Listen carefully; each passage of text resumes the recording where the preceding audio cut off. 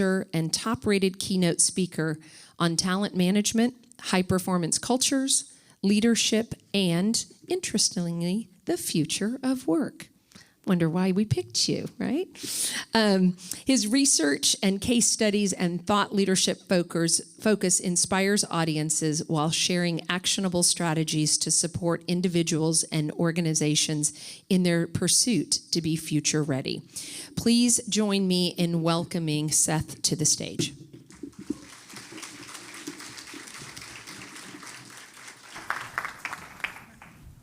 Thank you, Dr. Richard. Thank you. Pleasure. Good morning, y'all.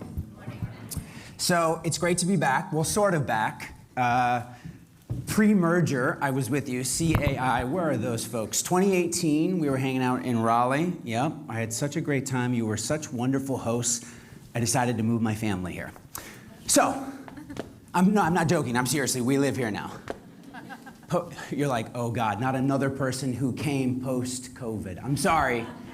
We did, but it's been incredible. We're based in Charlotte, and so today feels like a home game, which is a little weird because most of the time we're on the road and you're sleeping in hotels and you're kind of like have your head down, ready to go.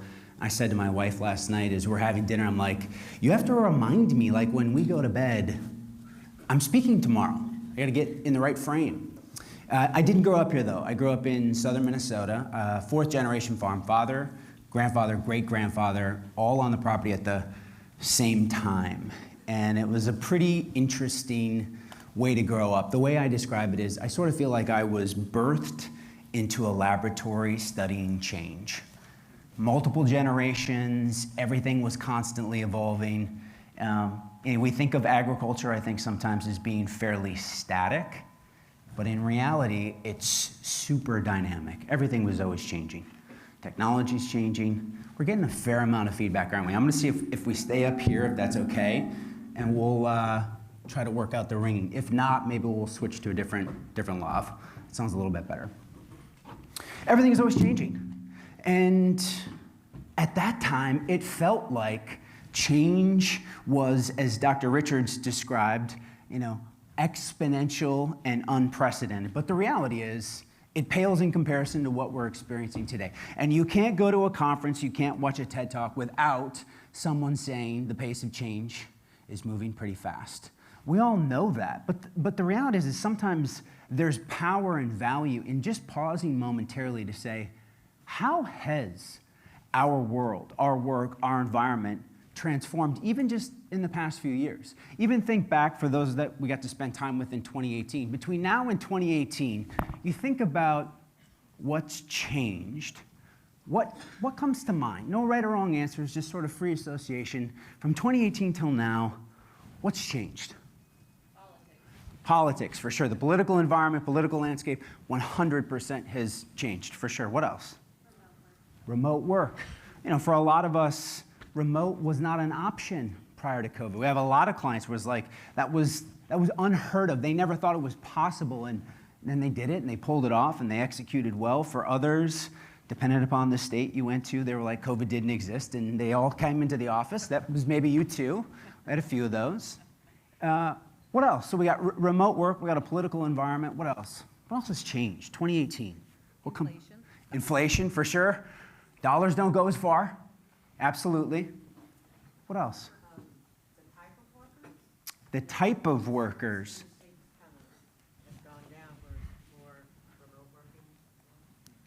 Say that again. The type of workers. Like service work, restaurants. It's not the same as it was back in 2008. It's not the same, particularly for service workers. What about the quality of your talent? Yes. It's better, right? So, some of your faces are like, no, it's not. What else? Nobody wants to work. Help me find somebody who wants to work. I see a few heads nodding. We'll talk a little bit about that. How do we find some folks that... AI.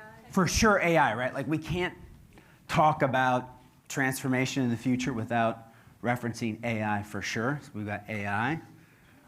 Side gigs. Side gigs. Yep, the gig economy. Healthcare. healthcare and the health atmosphere, just our heightened awareness of health, not only physically, but mental health. And you think about the conversations we're having on that front now compared to 2018, feels like we live in a different reality. Yeah, absolutely. Gen Z, new generation. Yep, absolutely. We've got another new generation. We'll talk a little bit about them and what that looks like.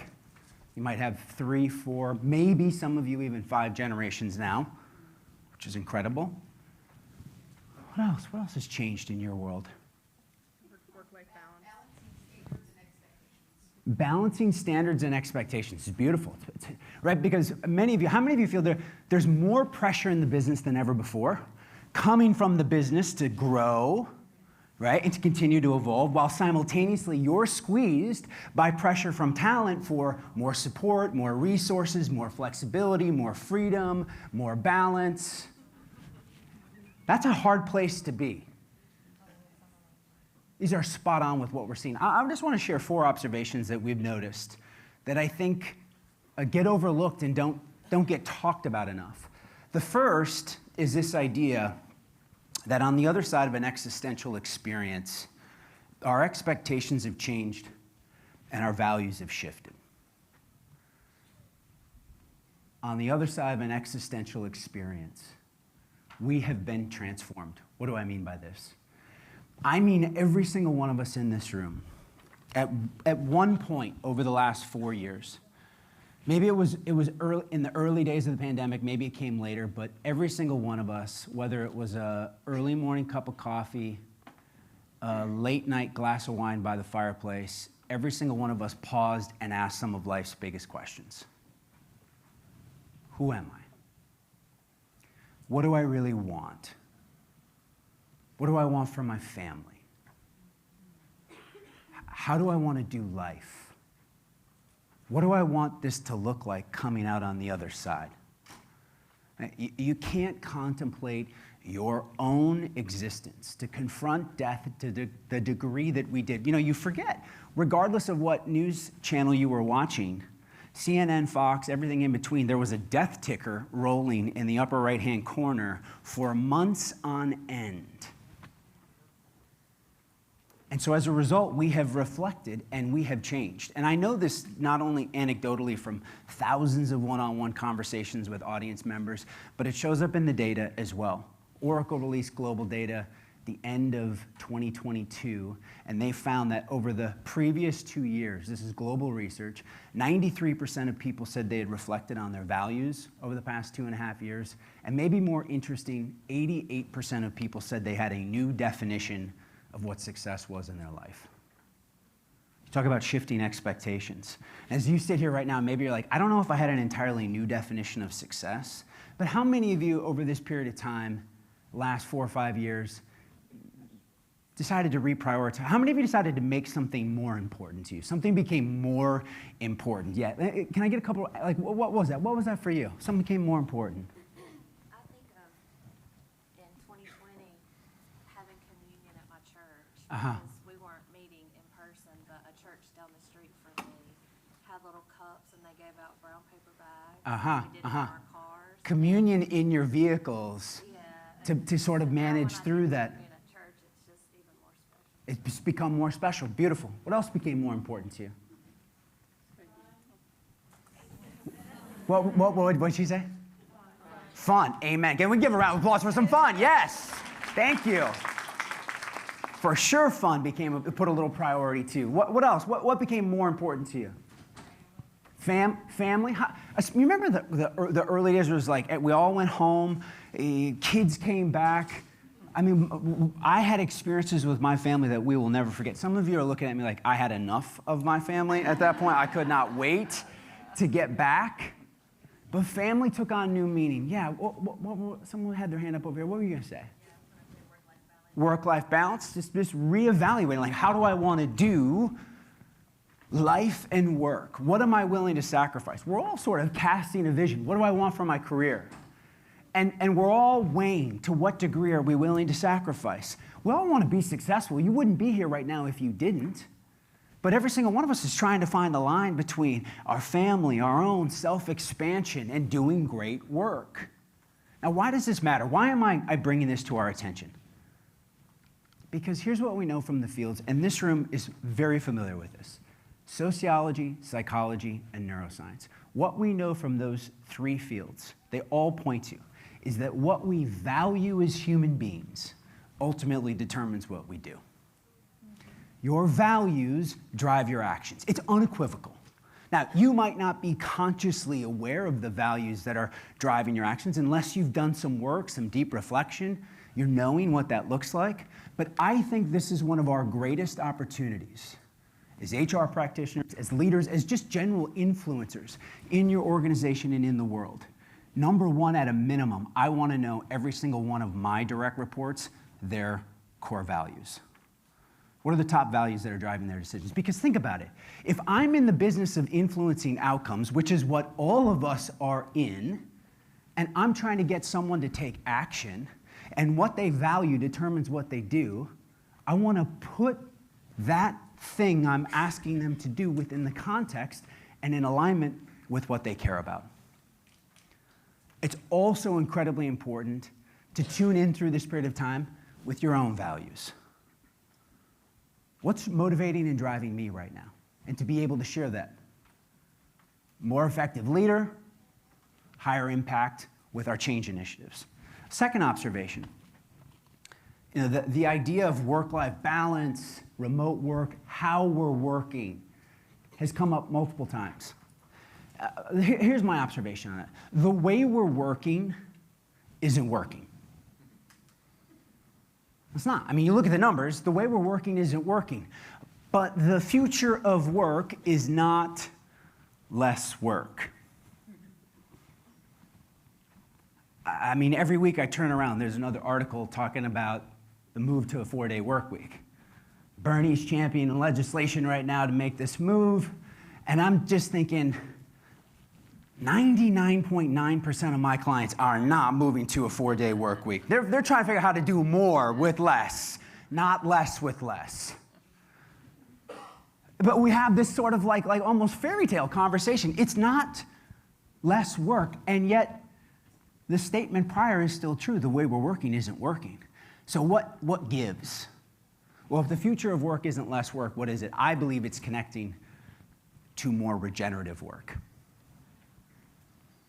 Future isn't less work, it's connecting to more regenerative work. What is regenerative work? And if there was ever a group of leaders that are going to help curate and usher this in to your organizations, it's in this room. Regenerative work is what?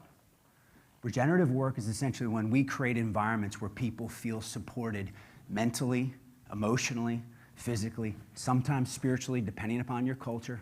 And because they feel supported, they're able to bring their best self and ultimately deliver better results for the business. It's bottom line driven. It's not soft because it makes people feel good. It's good for the business. It drives growth. It drives results. Regenerative work. Simple way to think about it is like, are we creating work environments? Even think about your own work. Is the work itself, is our environment life-affirming, or is it life-depleting? Do I feel like my life has been drained from my body when I get to the end of the day? Every single one of us in this room has probably worked on a team or in an organization at some point where that was the feeling. Or do I feel renewed? Reinvigorate. Doesn't mean I might not be physically exhausted, I still might be physically exhausted, but my spirit, my capacity for more is expanded. And so what does that look like? You just sort of start to reflect on like, what are the policies? What are the programs? What are the initiatives? Especially, it's more challenging when you're operating in smaller businesses. Smaller teams, smaller resources. Some of you are sitting here right now and you're like, this is cool, but when you talk about like HR fixing things, that's me you're talking about. It's me and my homie. Like, it's just the two of us, and like we're doing all of it. And so like I want to acknowledge that, right? And so some of this is about what can we do for ourselves? How do we be an example for other folks? What do you do for yourself that's regenerative for you? What are the self-care things you do for you so that you don't look like you just went through the ringer. Okay? You got to renew your spirit. Future of work isn't less work. Everyone in this room, judging by your reactions, you're at a similar boat. Is anybody here moving to a 4-day work week like real soon? Okay, great. So we're not, and yet we're all over here of like, but the way we're working isn't working, so something's got to give. Which leads into the third observation, which is we need more from people, not less, but we can no longer extract more. How many of you in this room right now, it's like there is pressure from the business to get more out of the culture. We got to get more out of our folks.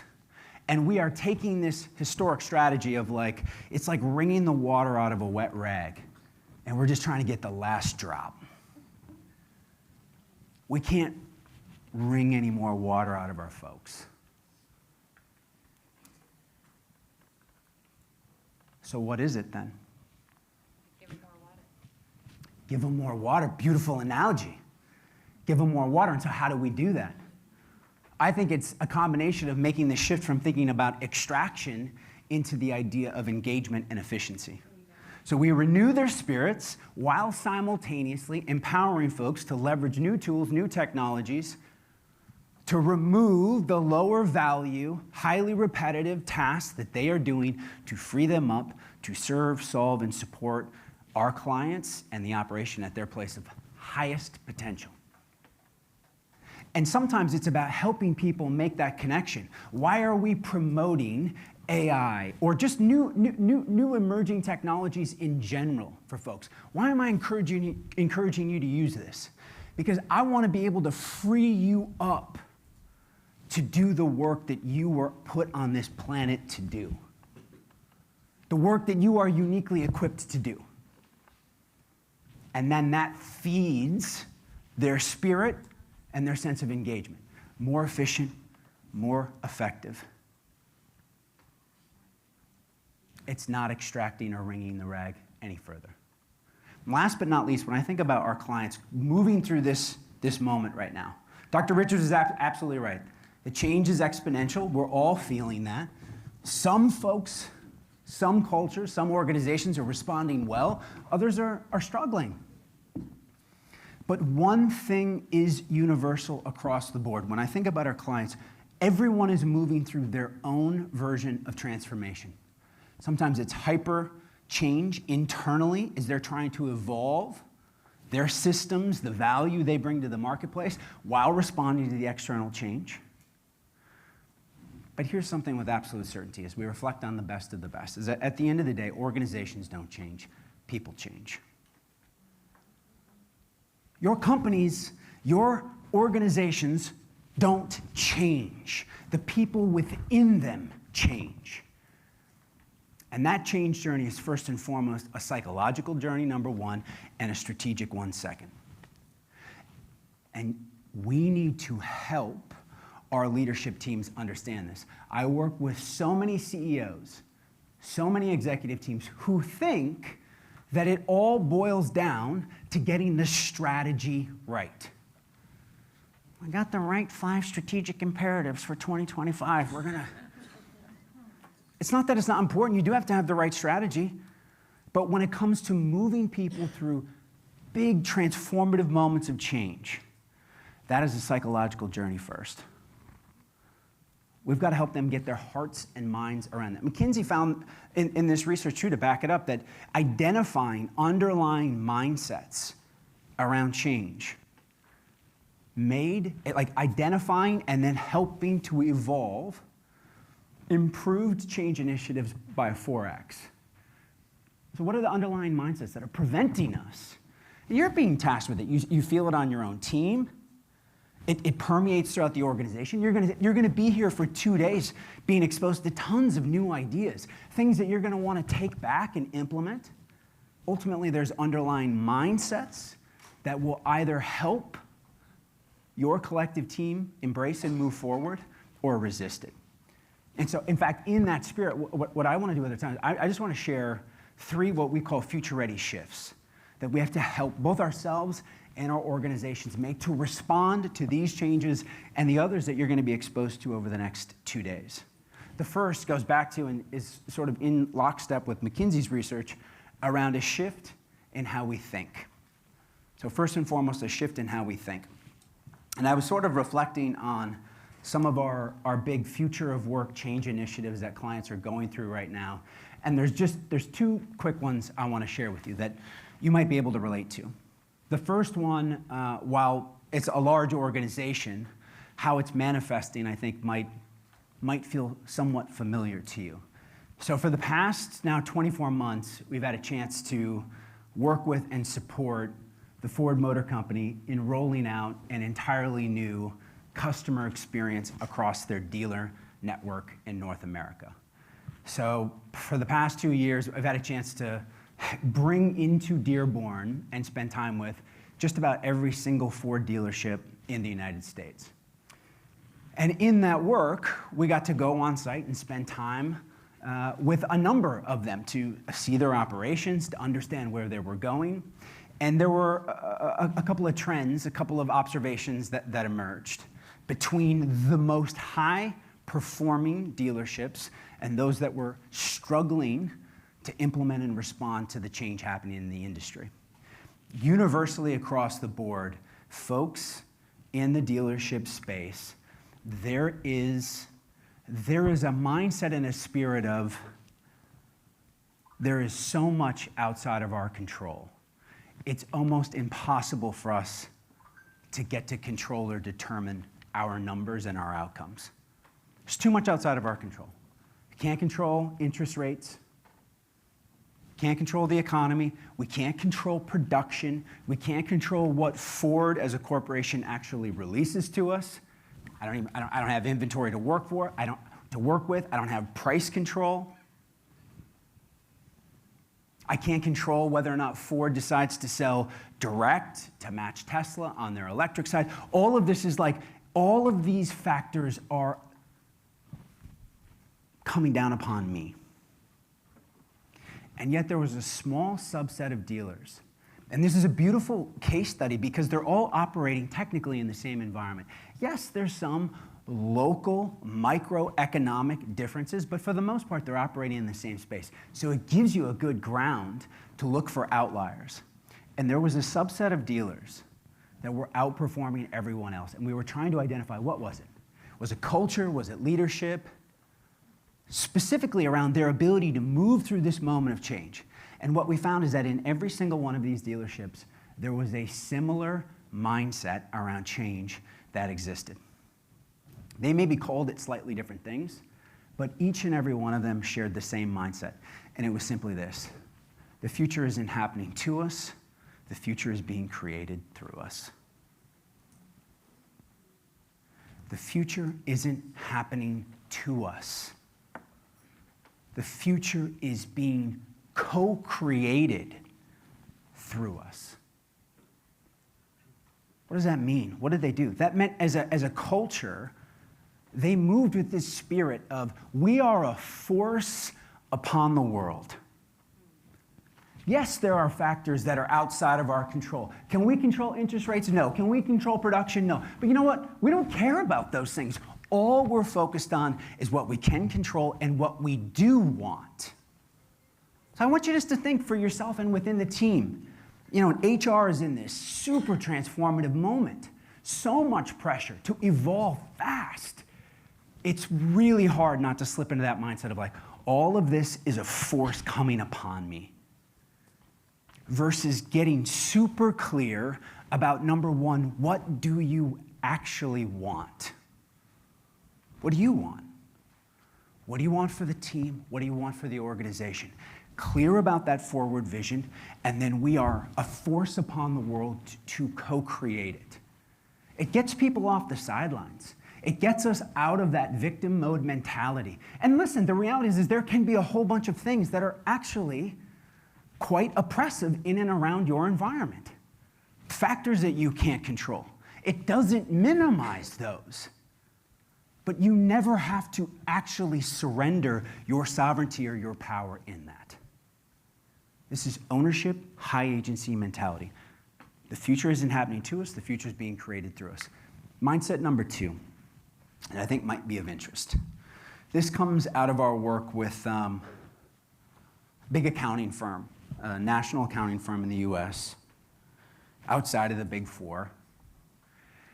And this is about 18 months ago, when we first engaged with them on this upcoming project, they were in a situation where they were welcoming in their 5th CEO in 4 years.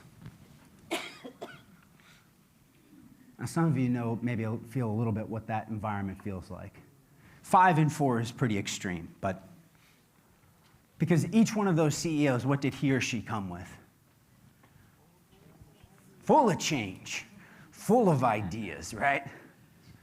Their own vision of culture, their own vision of the future, their own certainty around their strategy. And so as I was working with the CEO and his leadership team for his first big all-hands meeting, what he knew and what we had to prepare for was that he would be walking into a culture where folks were standing on the sidelines. He had a culture on the sidelines, and they were determined to wait him out. How many of you ever operated in a culture before? You know, people are just trying to like wait out this change. They're like, I know if I just like stick around long enough, like you're gonna get tired. Some of us are guilty of this. I come back from conferences, I got a team of 10, and I'll have so many ideas, and my team knows me well. They'd be like, oh God, here comes Seth. He's gonna have frickin' 15 things for us to do. And they know me well enough of like, he'll peter out after about 5 weeks, like just give him some time. I have a feeling some of you can relate to that. You're gonna come back from this 2 days here full of ideas. Yeah, he knew that. And so alongside the new strategy, as he was rolling that out, we spent a lot of time thinking about what were the cultural change mindsets we needed to embed. And the most important, and the one that I would want you to leave with, was pretty simple. And it just boiled down to this. Change isn't something to get through, change is our reality. Change isn't something to get through, change is our reality. As we created this actually became one that I personally wrote down. I keep this one on my desk. It's just kind of a constant reminder. Because man, sometimes the change is exhausting. It's exhausting. And it's, for me, like, I can get fairly anxious. I can work myself up. It's not a singular event. It's not about getting through to the other side. This is about leaning into a world and a reality that moving forward will be a constant evolution. And so I want you to think about what that feels like, how that manifests inside the culture and in and amongst your teams. When folks make a shift from whether we're implementing a new process, a new piece of technology, you all have change initiatives. You're all embracing and moving towards this new future workplace. It's really easy to slip into that mindset of like, I just got to get to the other side of this project. And then everything can get back to normal. I mean, how many times have you said that? Have we all said or felt that or heard that? We got to help. You can't come here for 2 days and talk about all this transformation and then know that this lives underneath the surface. The future isn't happening to us. The future is being created through us. Co-create what the future of the workplace is going to look like here in the state of North Carolina and across the Southeast. We shape it. And who's going to shape it more than you all? You all are the ones. You are the cultural curators and keepers. You're the ones constantly guiding leadership to ensure that you make it to this next iteration. Change isn't something to get through. Change is our reality. Future-ready mindsets, shifts number 1. Second future-ready shift is around how we lead. We're going to talk, we talk a lot about this new future workplace over the next 2 days. What's it going to look like and what's it going to mean to lead in this environment? The reality is the world that we are being asked to lead in today is drastically different than the world in which most of us in this room were led in. Isn't that the truth? Leaders are leading an entirely different world than the ones in which many of us came of age in. And I'll give you a visual image to bring this to life. What do I mean about this transformation? Think about the world in which we're coming from. If I were to use an image to bring to life the reality, a visual expression of what the future workplace looks like, I think it would look like this. I want to talk about our future workplace. Here's our future workplace. It's a network of information, resources, tools, people, machines, hyper-connected, digitally charged, fueled by AI and advanced automation, mobile, digital, social. The future workplace is an ever-evolving network, but the challenge we have with leading in that world is that most of us in this room didn't come of age in that world. Most of us came of age in a world where the structures and, more importantly, the deeply embedded culture of hierarchy has been our reality. And today, these two worlds, this new emerging world of network, the future workplace, and our existing historical traditional structures of centralized top-down hierarchy, they are at battle with each other. And they are waging war across all levels of society.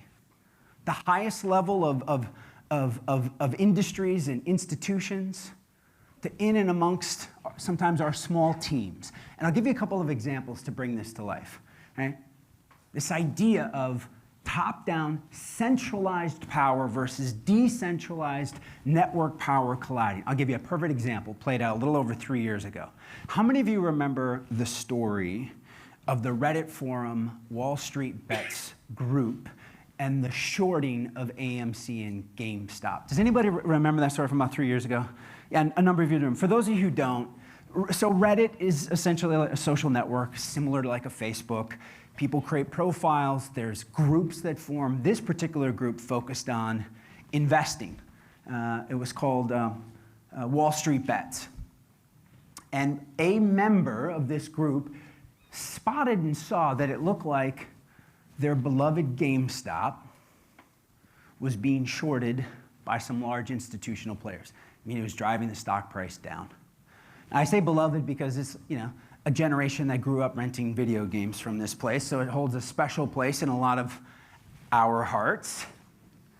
And someone floated the idea, hey, you know what if we used our collective buying power and we took a stand and started to buy up this stock? Maybe we could push the price up, we could make a little bit of money and sort of stick it to the man at the same time. Does anybody remember what happened? You see the stock price at the end of January of 2021? I mean, it's just a rocket ship.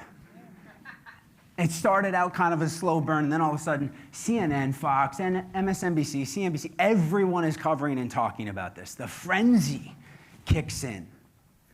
And then what happened?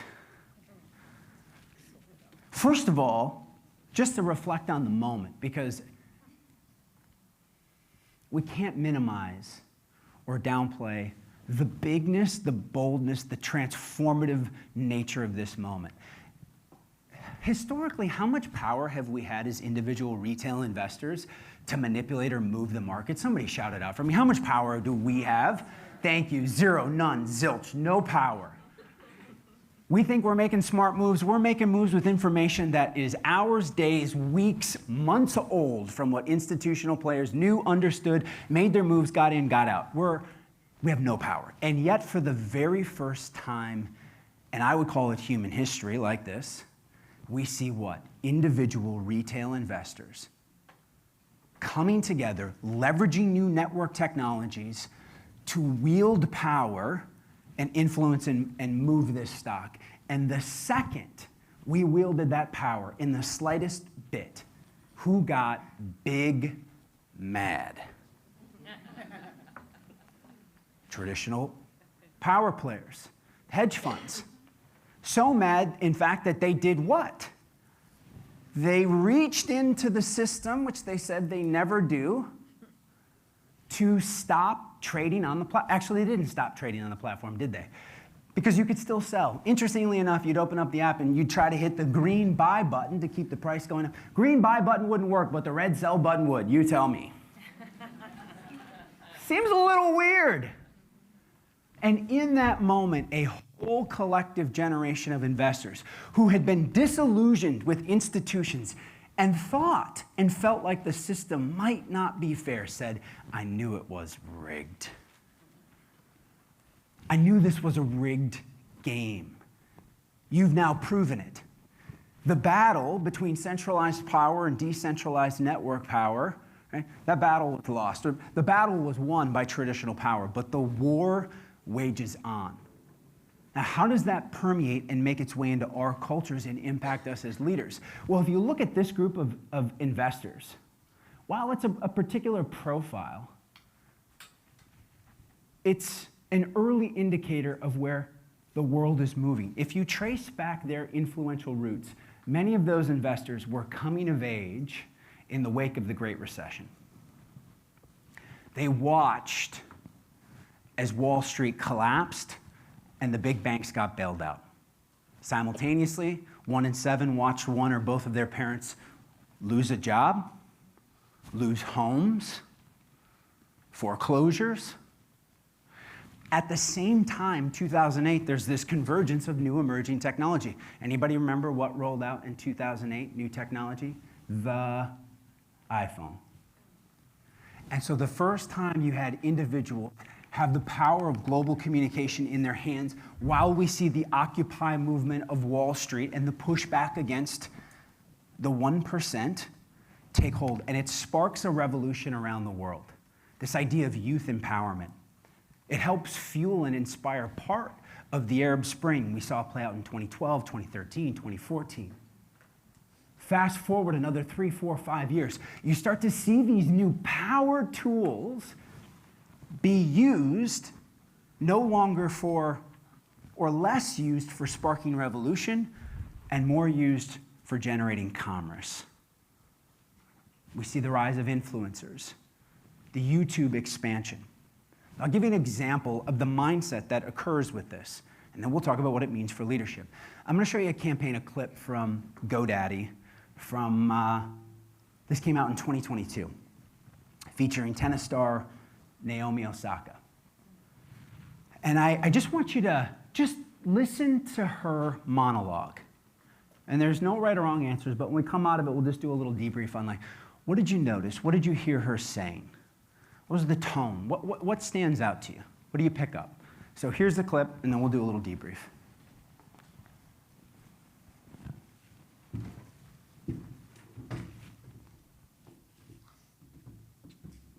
I'll start that over and see if we can get some volume.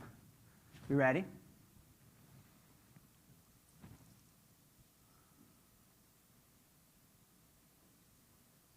Let's try it now.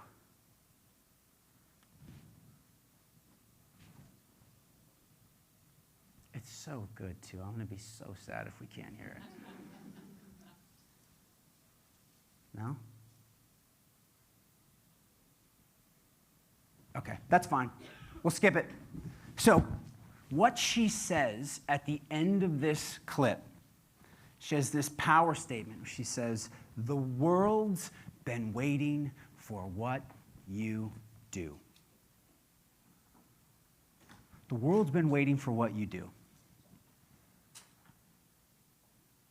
I want you to think back to your own childhood. What were the adults, what was the media saying to you as a child? They hold your little face and say, the world's just waiting for you, pal. No, I'll tell you what I heard. I heard a message that children were meant to be seen and not heard. That's what I heard. Hey? Some of you can relate to that, right? Like I said, I grew up on a 4th-generation farm, steeped in hierarchy. Father, grandfather, great-grandfather. That meant what? That meant there was no debate or discussion in my family about who was in the barn on the pitchfork shoveling manure and who was in the tractor, air-conditioned, driving it away, right? It wasn't like, hey, Gramps, maybe we'll switch it up today, and I'll be in the tractor and you be on the pitchfork. Not happening. And like everybody in this room, like your face tells me you understand that, which means what? What did I understand at 8 years old? I understood my place. I understood what it meant to be the low person in the organization. And as the low person in the organization, what is your job? Somebody tell me, please. Somebody said shovel shit.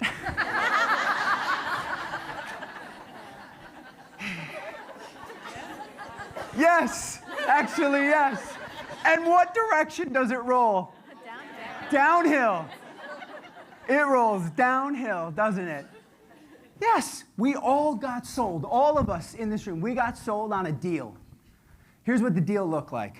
Right? You're starting somewhere. It doesn't matter if it's in your family or any sized organization. You come in and you start where? Not on the top, but on the bottom. You start on the bottom. You keep your head down. You keep your mouth shut. You work your tail off. You do whatever's asked of you. You do all the jobs that nobody else wants to do. And eventually, with a little bit of time and a little bit of patience, a little bit of hard work, you will ascend up this world into a position with a little more better title, a little more money, a little more prestige, maybe a bigger office. But you don't come flying in on top and you don't skip steps. And yet now, we have whole generations pouring into our organizations that have never been exposed to this world on the left. They were birthed into the world of network. Not only digital tools, both Gen Z and millennials, and our generation, Gen Alpha, if we'll call them that, coming behind, birthed into a digital world. Not only with the technology, but what often gets missed about this shift is that the family org chart got flattened at home too. I mean, we're talking a transformative shift in parenting style. And in our parent-child relationship is where we're first exposed to the idea of hierarchy. And again, when I use reference hierarchy here, I'm not saying that in a derogatory fashion. Hierarchy serves many important factors and purposes in the building and expansion of teams. But we get exposed to this at a very early age. That family structure got flattened. Right? There's this transformation that happened. If you think about the shift between traditionalist parents, so traditionalists born prior to 1946, and their baby boomer children. Between traditionalists and baby boomers, there was a cultural revolution that was taking place. Okay? Between baby boomers, born between roughly 1946 and 1964, and their millennial children, born roughly between 80 to 95, like you all know, depending upon who you ask, there was a technological revolution that took place. Okay? For the millennials in the room, especially if you're a leading edge like me, right? When we were in junior high and elementary and we're on dial-up on the internet in random chat rooms talking to strangers all over the world, our parents are like, who are you talking to in there? And you're like, it's Tony from Russia. You're like, yeah, right. No, you're not. Get off. I need to make a phone call. And again, like, it's not that boomers aren't tech savvy today. Of course they were, but at that time, millennial children were leading the way. There was a technological revolution. So we have a cultural revolution between traditionalists and boomers. We have a technological revolution between boomers and millennials. But between my Gen Xers in the room, my Xers born between roughly, Xers, let's go. 65 to 79, roughly, got a bunch of great Xers in the room. Between you and your Gen Z children, there is no revolution. You listen to the same music. You use the same technology. You grew up playing video games. You go to the same concerts. You wear the same clothes. You make the same TikTok videos. You make them and share them together. Right? We ask in focus groups, Gen Z women, young women, who their best friend is and was. Number one answer. I just saw some of you like, yay! Yay! I'm so happy. She said I'm her best friend. It's a beautiful thing. It really is a beautiful thing. I don't want to make fun of that, but what happens because of that is they come pouring into our offices. They roll into the CEO's office and they're like, I got so many ideas for how we can revolutionize this place. Like, you guys are in the Stone Age here. Why haven't you implemented my ideas yet? And you're thinking, do you even know where the restrooms are in this place yet? Like, slow your roll. Yeah, but my mom told me that I have really good ideas. In fact, I'm texting with her right now about how this was going. They project onto us that same relationship that they have had with a hierarchical figure in their life. I don't see a boss, I see my mom, and she's my best friend, and so I'm going to tell you all these things that I probably shouldn't talk about at work, but that's fine. So what do we do with this? What do we let? All hope is not lost. Here's our opportunity. Hey, we're going to talk about creating, building, moving into the future workplace. We have to unleash the power of both of these worlds simultaneously. This is not a message that hierarchy, centralized structure, and power is going away. It's not. I'm not telling you to go back and blow up your org charts. It ain't going to happen anyways. Nor would I recommend that. And yet, at the same time, every single one of us, regardless of the size of your operation, has to figure out how do we unleash network-like modalities in and throughout our operation. Here's how we do it. I want to give just a simple little idea to think about, and these are great images. I'm going to make sure you get a copy of this deck too, but please take pictures of all of this stuff. So think about what hierarchy, from an enterprise industrial revolution standpoint, was designed to do. Because of course it shows up in nature, but what was it created for from an enterprise standpoint? I think it boils down to this: it provides stability, clarity, and predictability. Right? Scale and efficiency. But not a lot of flexibility, right? But very little freedom. And that makes sense because it's like, in order for scale, replicatable systems, we can't have it change every other day. And so the system internally stays pretty static, but it didn't need to change that fast because the external world wasn't changing that fast. And so it totally worked. We've got 150 years of industrial revolution built on the back of that.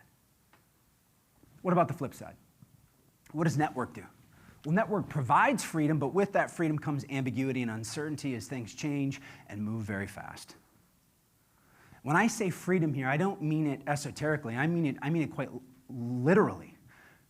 Freedom in three factors, right? And when I say network here again, just think of like all networking, network-esque technology that empowers. It gives them, number one, the freedom to be able to communicate your ideas and have a voice. Okay? With that little device, like, I have a platform to share my perspective. One. Two, gives you the freedom to access information. We have access to more information than ever before. Information leads to power. Our challenge now is we're in a world of mis and disinformation, and with AI fake avatars, it will become even more difficult to determine what's true, but we have access to it. And third is the freedom to curate and create community at scale. So if I have a voice and I can access information and I can rally my people, we have influence. We have power. That is the story of the Reddit forum Wall Street Bets. They had those factors. Now here's the challenge. Most of us in this room, we came of age in this world on the left, and we were taught a certain path about how to be successful. Most of us operate in a world where the idea was you want to sit in all of the seats in your profession or in this field. You sit in all the seats, you do all the jobs, you learn all the tasks, and you ascend up this world based on your individual intelligence. You do the jobs, you execute the tasks, you develop the body of knowledge and wisdom.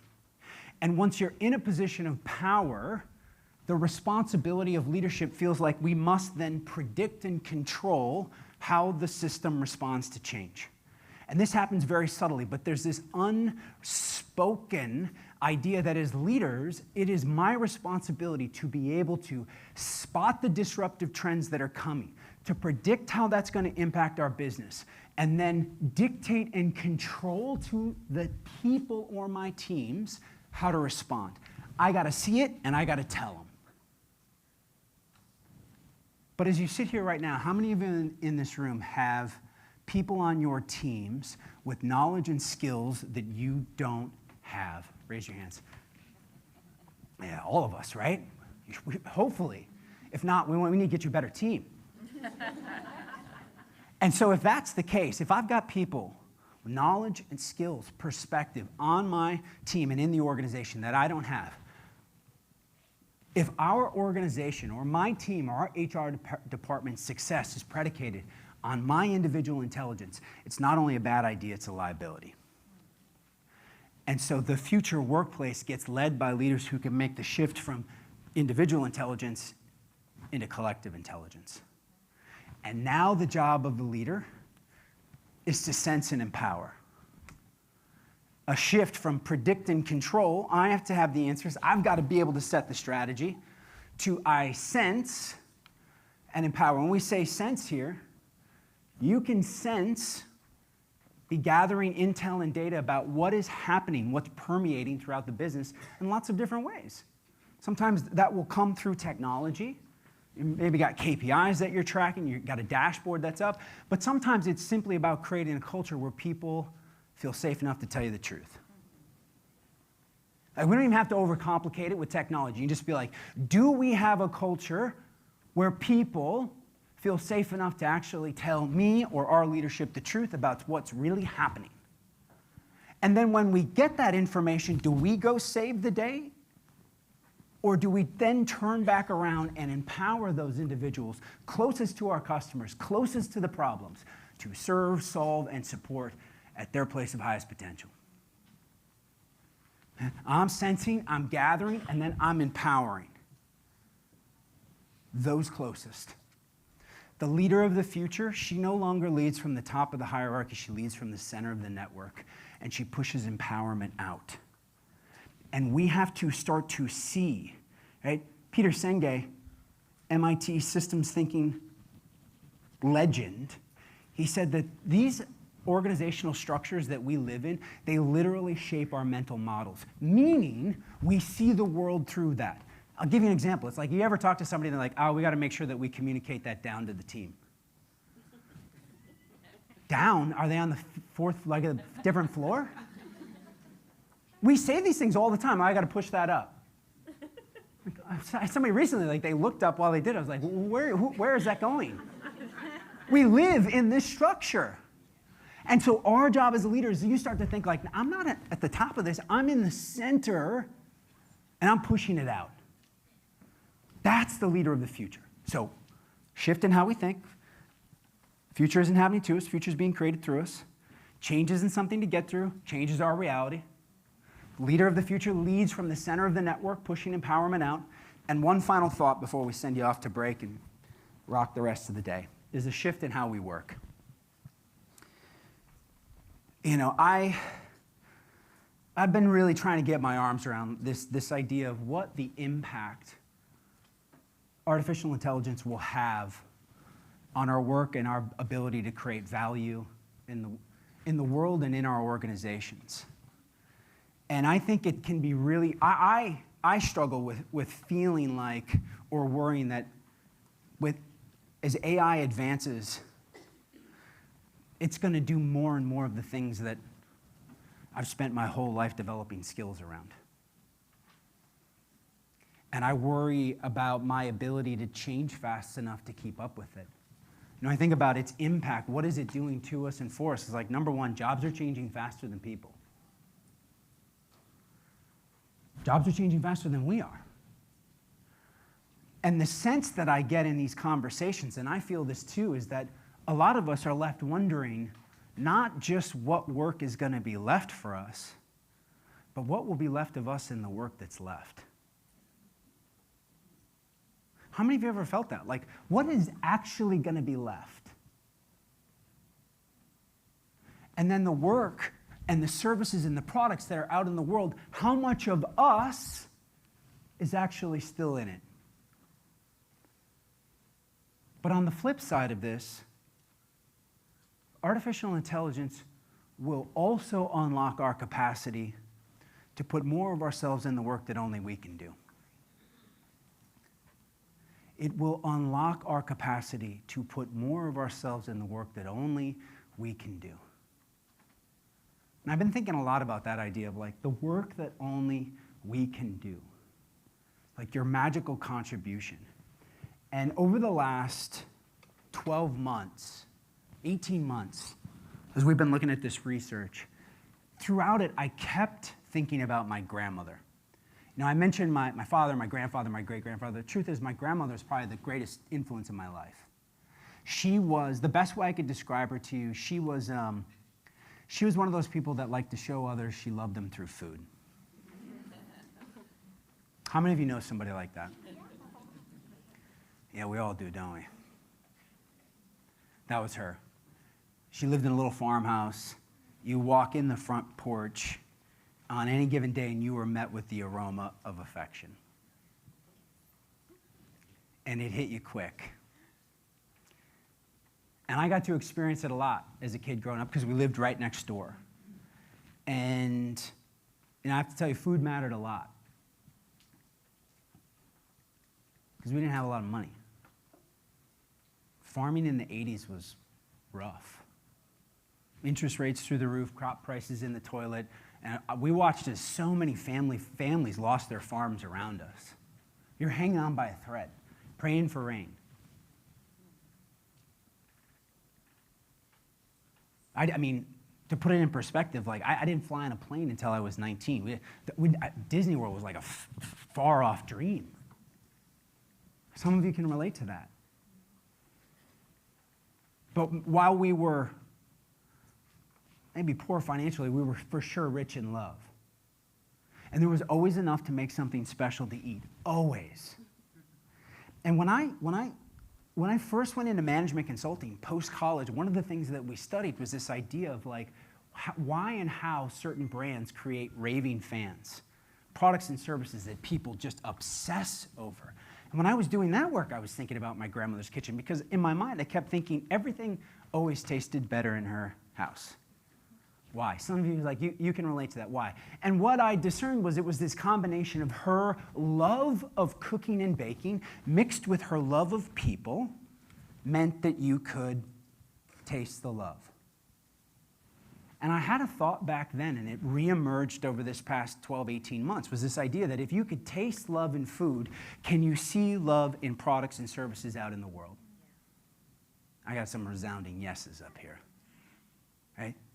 I started to really pay close attention. I started to notice, walk into certain, maybe you walk into a beautiful hotel lobby, and you can just tell, you're like, man, the designer, the architect on this project, they loved this project. Or maybe you've been lucky enough, maybe a custom home. Anybody ever walked into a custom home and just like all the details? You can feel the love in the walls. I notice it when I go on campus and see clients, certain teams. You come into certain teams' orbits and vibrancy, like it just feels different. And last winter, I'm driving and all of a sudden this thought hits me as I'm reflecting back. I'm like, if I think about all of the most remarkable things throughout all of history, the most incredible art, the music that's left me breathless, the architecture that's left me speechless, the leaders and teams that create the most vibrant and potent cultures, and my grandmother's kitchen, every single one of them has the same thing in common. What made them so special is they were all made with love. They were all made with love. And that thought hits me as I'm driving. I'm like, made with love. And right away, the management consulting side of my brain creeps in and is like, it could never be that simple. It needs to be more complicated, right? Because your value and self-worth is based on like how smart and complex you can make something. So I had to fight that side of my brain of like, could it really be those three words? The ultimate competitive advantage. The ultimate X factor for brands, businesses, and individuals, made with love. Holy smokes. And then I asked myself, and I want you to, there's no right or wrong answers, but I just want you to think. If you think about something that is made with love, it could be anything, product, service, experience, something that's made with love, what does it have in it? What are the characteristics or qualities of something that's made with love? What comes to mind? No right or wrong answer, just free associate. What's in it? Attention to detail. Great answer. 100%. Attention to detail. What else? Positive energy. Love that. What else? Passion. Care. What was that? Thoughts. Yep. Your thoughtfulness. Patience. Empathy. Beautiful. Quality. What was that? Personalization. Loyalty. Thinking of others, empathetic, others focused. History. Legacy. The best of us. To be made with love, if I were to define it, I think it's to leave a part of yourself in the thing. It is to leave a part of yourself in the work.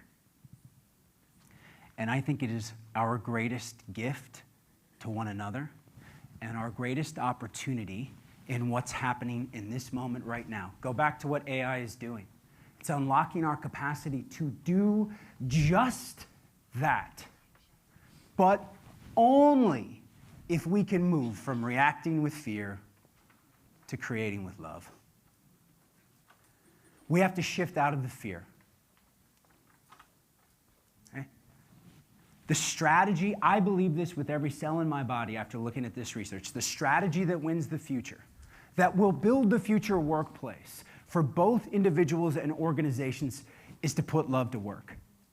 Because everything that is not made with love, and hear me when I say this, every brand, every experience, every product, every service, every culture that is not made with love will be undervalued, underappreciated, and ultimately commoditized because technology is going to take it. Love is our edge. The machines are going to take everything else. And the machines are going to take everything else. And so what is left needs your love. And the great news is you can move without fear, knowing that there is always going to be work that needs your love.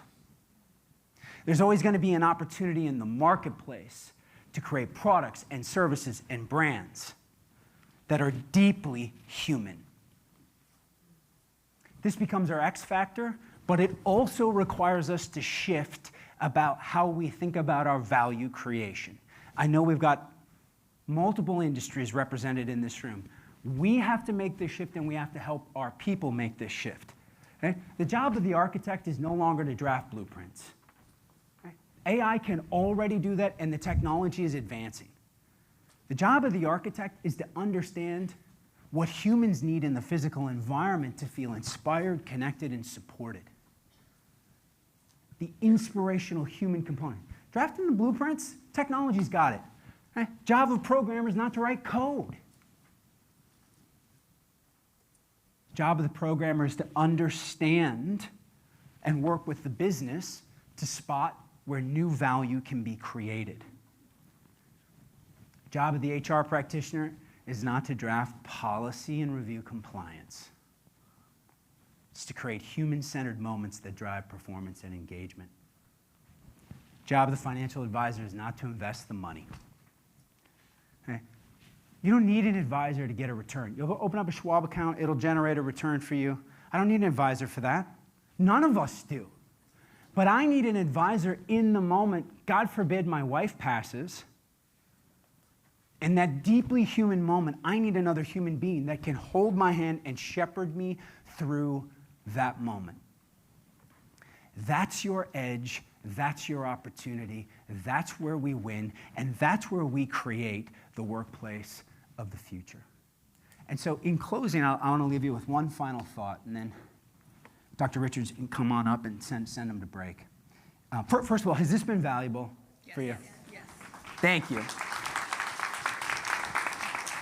I'm so grateful for the opportunity to come back to spend the time with you. In the spirit of value, I want to give you a copy of the deck. If you would be willing, and you don't, we're going to take about 40 seconds. I'm going to bring this up and play a little music to play us out. I'm going to throw the QR code up. Feedback is a gift. If you don't have to leave your email, you don't have to give feedback, you just hit next, next, next, and you'll be able to get the deck. But if you can leave a few things, I'd greatly appreciate it. I'll play this, Dr. Harper. I'm going to come back in 45 seconds with a final thought, and then we'll send you to break. Here we go.